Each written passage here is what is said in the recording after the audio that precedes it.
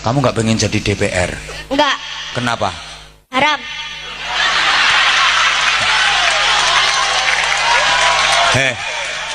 Dok, haramnya itu apa? Maksudnya haramnya di mana? Kadang suka makan uang rakyat.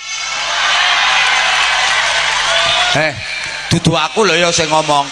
Aku mek nanya tok. Loh itu yang nakal-nakal itu ya, Dok ya, yang nakal-nakal itu ya. Okay. Yang nakal-nakal itu haram. Kalau membunuh tikus kan tidak perlu membakar lumbungnya. Oh memang. Kenapa Anda bakar lumbungnya? Bukan. Karena tikusnya sudah menguasai lumbung. Boleh dikritik, mau bilang anjing babi bangsat gak apa-apa. Mampus gak apa-apa. Boleh kritik, boleh komplain, boleh caci maki, nggak apa-apa, kita terima. Tapi ada adat istiadat yang mesti disampaikan.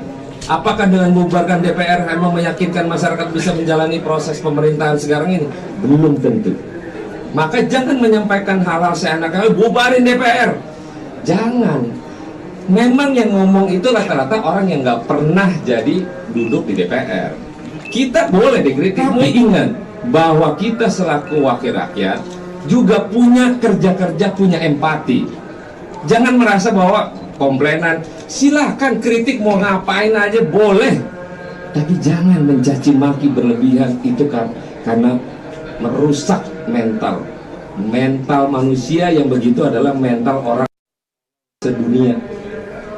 Catat nih, orang yang cuman mental bilang bubarin DPR itulah orang dunia. Kenapa? Kita ini emang orang pintar semua? Enggak, bodoh semua kita. Tapi ada tata cara kelola bagaimana menyampaikan kritik yang harus dievaluasi oleh kita. Kita memang belum tentu benar, belum tentu hebat, enggak. Tapi minimal kita mewakili kerja-kerja masyarakat yang mumpuni untuk teman-teman masyarakat semuanya. Bismillahirrahmanirrahim. Assalamualaikum warahmatullahi ta'ala wabarakatuh. Alhamdulillahirabbil alamin wa sallallahu ala sayyidina Muhammadin wa ala alihi wa sahbihi wasallam, amma ba'du. Demo tanggal 25 Agustus tahun 2025. Itu gaungnya sudah lama digaungkan, tetapi sayangnya banyak berita-berita hoax dari kemarin begitu ya. Itu demo-demo apaan ditampilkan di YouTube, kemudian memakai caption persiapan demo mahasiswa begitu, padahal ya tidak seheboh itu. Yang mana ini adalah cara-cara receh lah ya. Saya menyayangkan begitu apabila ada gestur-gestur seperti itu. Cuman tidak menjadikan berkurang karena memang demonya terjadi, tetapi tidak seheboh yang diberitakan sebelumnya. Akan tetapi begitu ya, kerucuhannya itu terjadi semenjak jam 2 siang. Nah ini tidak biasanya terjadi. Biasanya itu terjadinya rusuh itu menjelang maghrib, itu baru tuh ada tindakan dari aparat. Nah ini jam 2 siang saja sudah rame. Nah, saat video ini dibuat, saya tidak tahu ya bagaimana eskalasi yang terjadi. Cuman ya masih risuh saat terakhir kali saya melihat. Nah regardless ya tentang hal itu, bahwa saya yakin gedung DPR-nya aman. Tetapi citra DPR-nya sudah runtuh. Ya, gedungnya aman, tapi orang-orangnya sudah awut-awutan, sudah acak-acakan, sudah runtuh. Baru saja tadi kita saksikan ada parodi, bukan parodi ya, ini kenyataan, tetapi menjadi parodi. Tatkala anak kecil itu ditanya apakah mau jadi anggota DPR, jawabannya tidak. Kemudian tatkala ditanya alasannya kenapa, jawabannya haram begitu. Ini mengejutkan. Memang itu perkataan anak kecil ya, tidak bisa kita mengatakan bahwa anggota DPR itu adalah gajinya haram karena perkataan anak kecil, tidak. Justru harus kita tafsir, harus kita rincikan, dan insya Allah itu akan kita bahas ya kalau kita memang masuk ke situ. Cuman sebelumnya nih, saya mau membacakan dulu ya. Di sini ada kategori pengelompokan rakyat Indonesia berdasarkan DTSEN. Ini mau saya bacakan karena memang demo yang bersangkutan ini gara-garanya adalah tunjangan besar-besaran yang diberikan kepada anggota DPR, yang mana kita akan membahas beberapa video ke depan itu ya. Ini saya bacakan dulu ya. Kategori pengelompokan rakyat Indonesia berdasarkan DTSEN. Kategori miskin ekstrim itu pengeluaran per kapita per bulannya itu 500.000. Miskin 500.000 sampai 650.000. Rentan miskin 600.000 sampai 800.000. Menengah ke bawah 800.000 sampai 1 juta. Menengah 1 juta sampai 1,25. Menengah atas 1,25 sampai 1,5. Mapan 1,5 sampai 1,8. Kaya 1,8 sampai 2,2 juta. Sangat kaya 2,2 sampai 3 juta. Super kaya itu lebih dari 3 juta. Ini pengelompokan ya. Dalam pengertian kalau ini dijadikan patokan, ada yang di atas tuh yang komentar. Itu berarti yang lebih dari 3 juta apa? Yang 5 juta, 10 juta, 15 juta, 30 juta begitu. Bahkan ini anggota DPR 100 juta. Mau jadi apa? Mau jadi super saya begitu. Ini mengkhawatirkan ya. Cuman ya, data ini kalau misalkan kita mau melihat secara apa ya? Realnya di masyarakat, ini sebetulnya data bisa diambil, bisa disohikan oleh Syafi'iyah begitu. Syafi'iyah itu kan ada fakir, ada miskin, yang mana mereka itu menjadi mustahik zakat. Dan ini kalau misalkan diambil ke sana ya bisa saja memang akurat begitu. Terutama dua yang bawah itu ya, yang miskin dan rentan miskin. Tetapi kok tiba-tiba begitu, tatkala membuat patokan gaji seperti itu, yang diambil adalah patokannya Syafi'iyah itu. Heran ya, tidak memakai internasional. Kalau misalkan dalam urusan yang lain-lain memakainya standar internasional, tetapi kalau masalah kemiskinan yang dipakainya kok Syafi'iyah begitu. Itu menggelikan ya. Nah, kemudian ada perkataan Gus Dur yang sudah lama diucapkan yang mengatakan bahwa DPR itu sudah saatnya dibubarkan begitu. Kemudian ada pertanyaan lah, kalau mau mengusir tikus dari lumbung kan tidak harus membakar lumbungnya. Ya, kemudian sebagaimana sudah kita saksikan, Gus Dur menjawab ya karena memang kebanyakannya itu sudah dikuasai oleh tikus-tikus. Nah, ini menarik ya perkataan ini karena memang sudah kita rasakan. Saya tidak mewakili siapapun di dalam mengatakan saya begitu ya. Saya itu merasakan anggota DPR itu tidak ada artinya sama sekali. Tidak ada artinya sama sekali. Dan mungkin itu juga yang dirasakan oleh orang-orang yang berdemo ke DPR. Secara filosofis, mereka itu harusnya ada fungsinya. Tetapi realnya, saya tidak merasakannya begitu. Saya tidak mengatakan mereka tidak ada fungsinya. Saya mengatakan saya tidak merasakannya. Dan perasaan ini ya perasaan ini begitu ya. Tidak ada yang bisa mencabut. Oke. Dan kemudian ya situasi ini diperparah dengan apa? Dengan kejadian kemarin yang nanti akan kita bahas di sini, gaji-gajinya itu seberapa, yang mana sudah kita ketahui totalnya itu yang masuk dari kas negara begitu ya kepada kantong mereka itu kan 100 juta per bulan, yang mana itu diperparah oleh sindiran-sindiran para artis yang joget-joget di gedung DPR, kemudian tidak memiliki empati sama sekali kepada masyarakat, malah terkesan menantang begitu, kayak si Eko, kemudian si Uya ya, kemudian ada lagi tuh si Sahroni itu tidak memiliki empati ya. Kalau misalkan sekiranya orang-orang tersebut tidak bisa katakanlah tidak bisa berkata atau berbicara dengan nilai seorang humas, seorang public relation, mendingan diam begitu ya. Nah, kita akan saksikan dulu nih satu talk show juga, yang mana ini adalah talk show yang sudah lama, ini sekitar 10 bulan yang lalu kalau tidak salah. Tetapi videonya mencuat lagi sekarang, yaitu mengenai jangan samakan anggota DPR dengan rakyat jelata ya. Jadi jangan salahkan orang-orang itu marah. Ya memang orang-orangnya sudah marah, cuman kalau misalkan untuk sampai menggeruduk DPR, kemudian chaos di gedung DPR gitu, saya rasa tidak akan terjadi kalau seperti itu. Karena Indonesia sudah belajar ya. Kita melihat bagaimana peran intelijen juga di situ berperan, kemudian peralatan untuk mengendalikan massa juga semakin modern. Saya rasa ini aman lah, insya Allah. Cuman sekali lagi ya, meskipun gedung DPR-nya itu aman, tetapi citra DPR-nya atau DPR sebagai institusi itu sudah hancur lebur. Kita akan saksikan dulu ya ini, karena ini banyak sekali kesalahpahaman juga nih. Pemirsa, kembali lagi di kontroversi, kami akan paparkan dulu pemirsa, jika anggota DPR periode baru ini jadi mendapatkan uang tunjangan rumah jabatan, maka semakin besar penghasilan anggota DPR. Uang tunjangan rumah jabatan tidak perlu dipertanggungjawabkan alias sebetulnya bisa digunakan untuk kebutuhan apa saja. Nah, berapa sih sebetulnya penghasilan anggota DPR dengan gaji pokok dan juga segala macam tunjangan? Boleh diperlihatkan teman-teman, gaji anggota DPR itu bervariasi ya, tergantung apakah dia anggota DPR, kemudian ada anggota DPR yang merangkap wakil ketua, dan yang tentu saja yang anggota DPR sekaligus ketua itu berbeda-beda gajinya dari 51 sampai 65 juta rupiah. Dan jumlah ini akan naik lagi dengan adanya tunjangan rumah jabatan. Jika anggota DPR akan mendapatkan tunjangan rumah jabatan, sebaliknya rakyat yang bergaji UMR siap-siap bakal dipotong tuh gajinya 3% untuk bayar iuran tabungan perumahan rakyat. Bang Oke, sebentar. Untuk tapera ini saya tidak mengikuti bagaimana perkembangannya, apakah jadi atau tidak. Memang ini kan lagi ramai-ramainya tapera tuh, dan yang tadi dikatakan akan, ya ini keputusannya sudah turun begitu ya. Memang jadilah ini tunjangan perumahan ini yang menjadikan anggota DPR ini membawa uang lebih begitu. Yang mana tadi disebutkan bahwa uang perumahan ini tidak harus dipertanggungjawabkan, dalam pengertian bisa dipakai untuk sesuatu yang lain. Jadi tidak melihat ini menjadi hal yang kontras antara apa yang akan didapatkan anggota DPR dengan rakyat? Ya, Anda mencampur aduk masalah. Ya, jadi ketika DPR dibandingkan rakyat jelata yang katakan tukang beca atau buruh, di situ Anda mengalami sesat logika. Enggak, kita bandingkan dengan rakyat yang gaji UMR. Gaji UMR. Ya, kan aneh kamu membandingkan dengan gaji UMR, Mbak.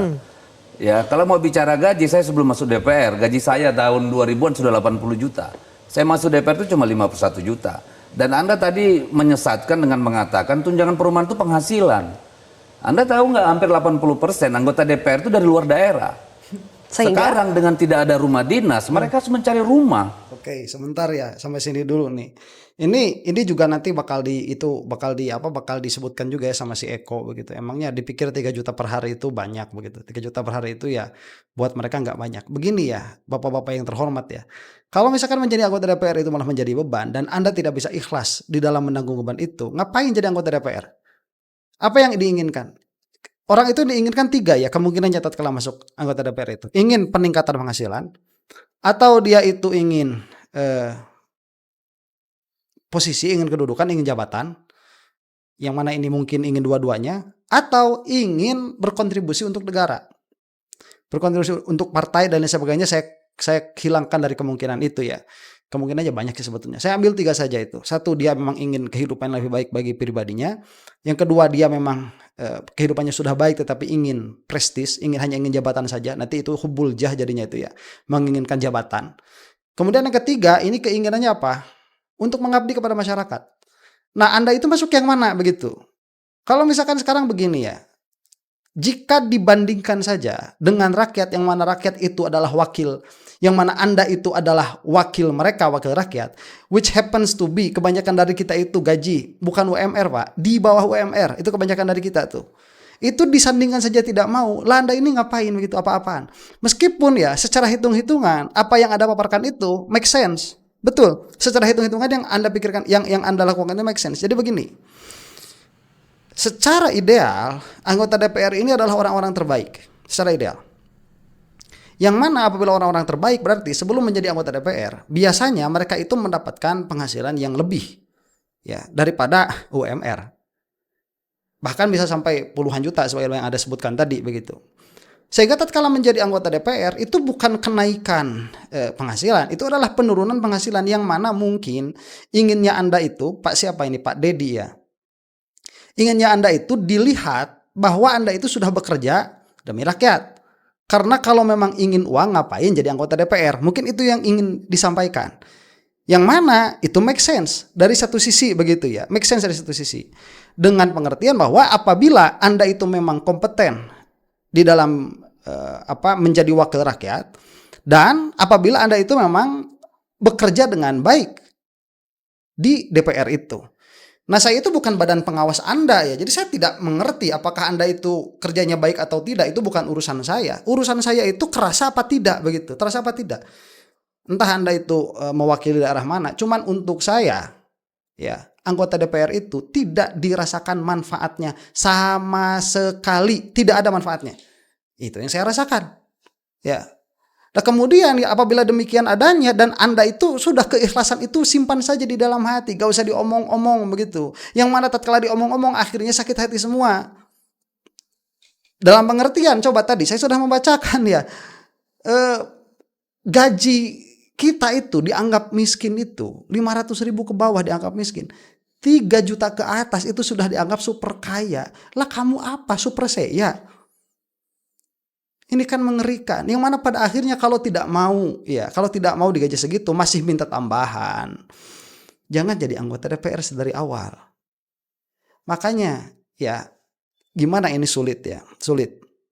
Karena orang itu seharusnya tatkala dia mau mengurusi orang lain, dia sudah selesai mengurus dirinya.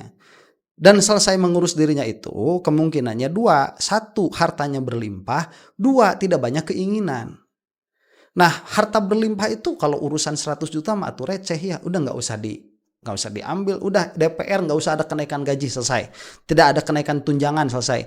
Oh, ini kan bukan gaji, ini kan tunjangan rumah sama aja akhirnya duit-duit juga begitu. Udah, nggak usah ada tambahan duit begitu. Ya, per bulannya nggak usah. Kenapa? Kita sudah cukup, kita ingin mengabdi untuk negara. Kan selesai itu. Karena uangnya sudah cukup. Atau kalaupun memang misalkan secara ideal ya yang menjadi wakilnya tadi Anda katakan rakyat jelata lah. Rakyat jelata itu ya wakilnya rakyat jelata juga. Begitu. Kalau misalkan ada kalau perlu nih wakil rakyat dari UMKM.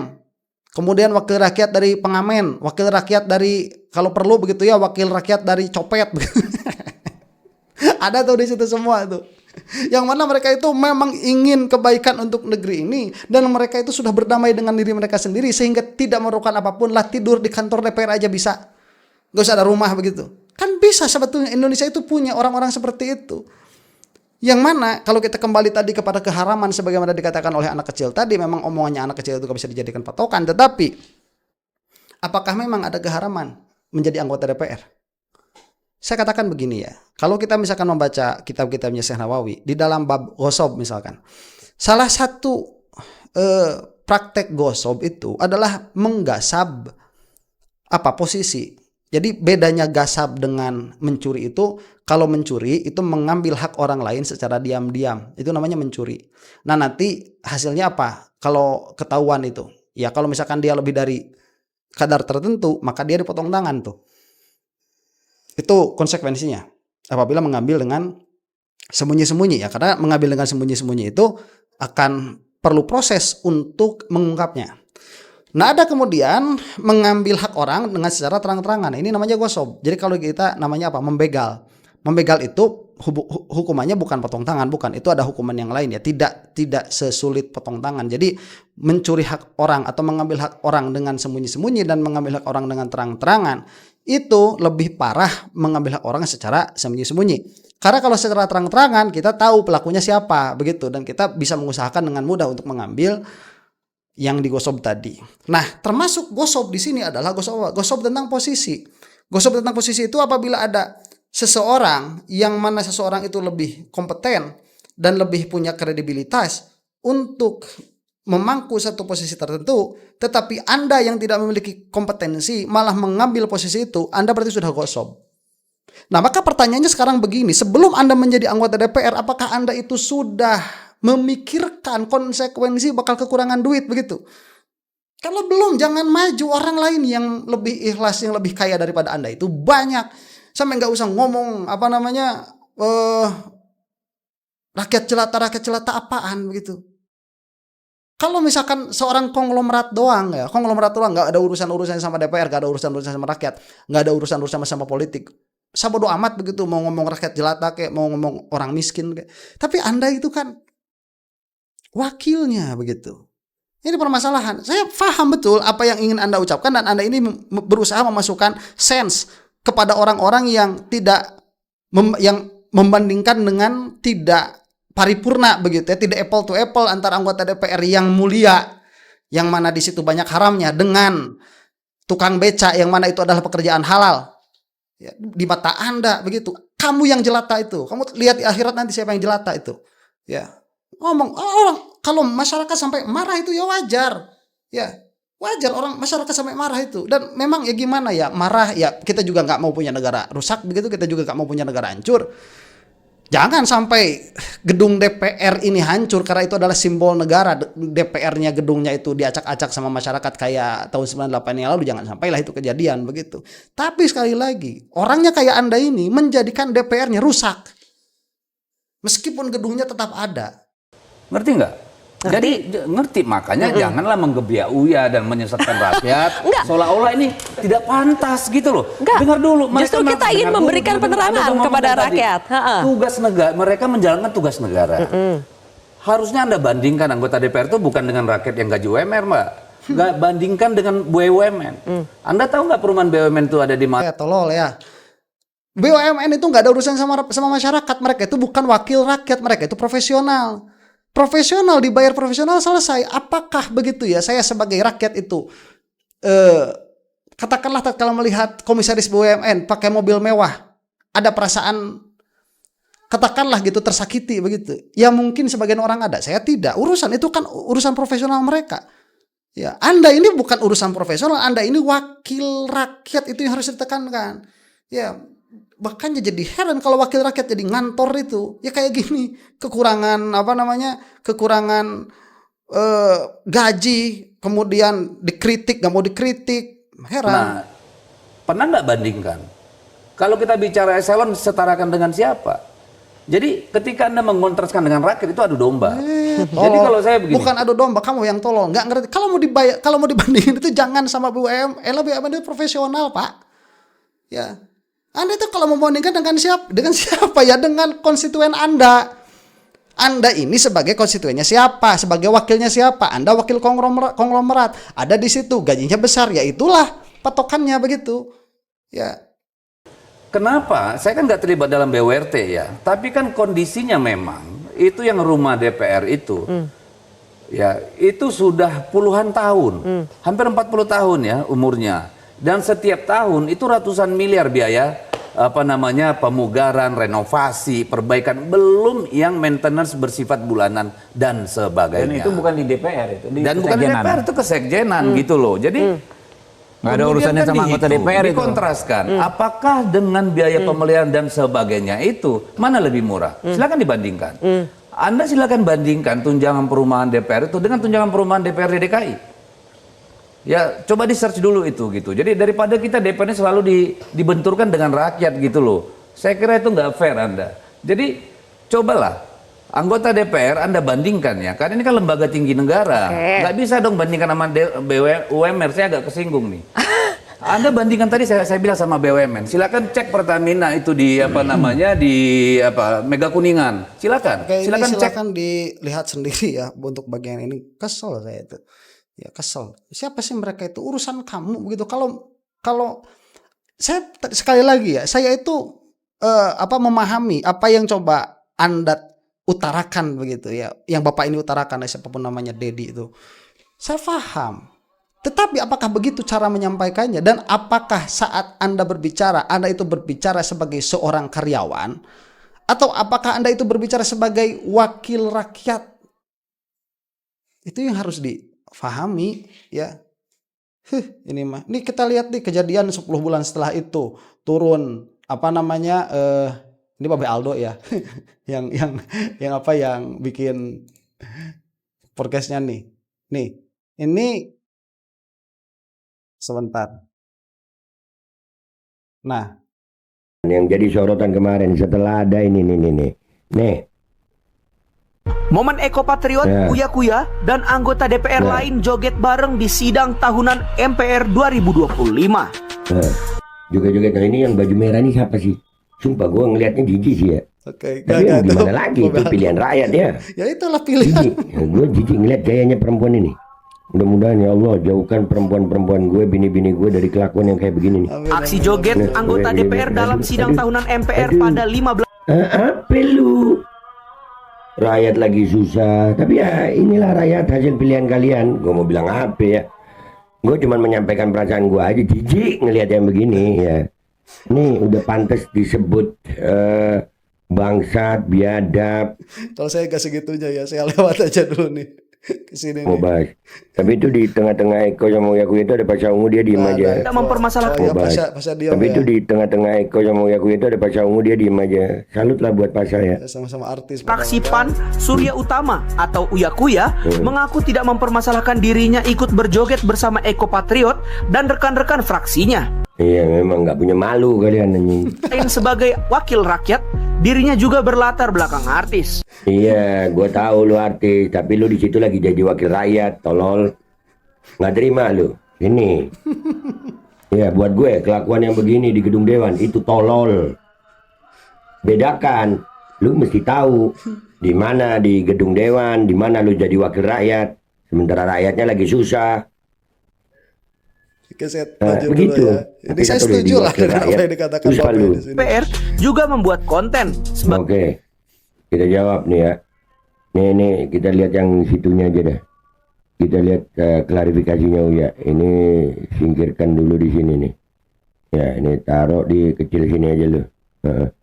Nih klarifikasinya Uya nih, kita dengerin. Nah, emang kita artis? Kita artis. Kita DPR tapi kita artis. Gue tanya sekarang, anggota DPR, emang nggak ada anggota DPR yang nggak konten ada? Nih, lu anggota dewan yang artis. Iya, kita tahu itu. Sampai di sini ditulis ya. Semua orang tahu lu artis, tapi lihat penempatan. Ya, lu joget-joget di saat gaji lu naik, duitnya dari rakyat kecil yang lagi kesusahan. Enak lihat ya, masyarakat kecil cari uang sampai banting tulang bayar pajak buat gaji lu. Nah, makanya itu. Oke, ini saya lewat ya. Gitu. Ini yang paling ngeselin ini. Udah gitu, mereka malah nantang nih. Eko sama Uya malah bikin konten-konten yang kayak gini. Ini akunnya Eko nih. Jogetin aja. Dikira 3 juta itu gede. Woi, tolol, gede tuh 3 juta dibanding rakyat miskin yang lu wakili. Oke, itu. Tuh.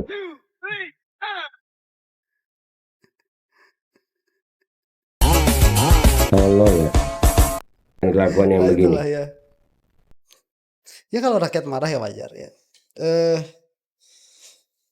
Saya bisa berbicara berjam-jam ya mengenai bagaimana keadaan ekonomi sekarang karena memang saya tinggal di kampung, saya bersentuhan langsung dengan masyarakat. Saya punya banyak murid yang mana kelihatan sekali begitu ya, sangat kesulitan kita itu sekarang untuk bertahan hidup normal saja ya, nggak usah jadi super saya begitu. Ini kesulitan bapak-bapak ya. Ini sepertinya salah satu video yang menguras energi saya. Ini saya udah mulai lemes. Cuman ala kulli hal sebagai sebuah negara. Jadi kalau di Sunda itu ada yang namanya awet rajet itu ya. Awet rajet itu ya dia berjalan sebagaimana adanya tetapi dalamannya hancur begitu. Nah, itulah mungkin yang sedang dijalani oleh negara kita. Terkhusus di sini adalah DPR ya, secara konstitusi, secara institusi mereka itu yang masih berjalan, masih ada, gedungnya masih bagus, insya Allah lah. Dan kita doakan memang mudah-mudahan selamat. Tetapi orang-orang di dalamnya tolonglah ya. Entah bagaimana, karena ini banyak orang yang kita omongin itu susah. Demikian saja dulu lah. Mudah-mudahan negara kita ada dalam keamanan, kita semua dilindungi oleh Allah Subhanahu wa taala. Wallahu taala a'lam bissawab. Assalamualaikum warahmatullahi taala wabarakatuh.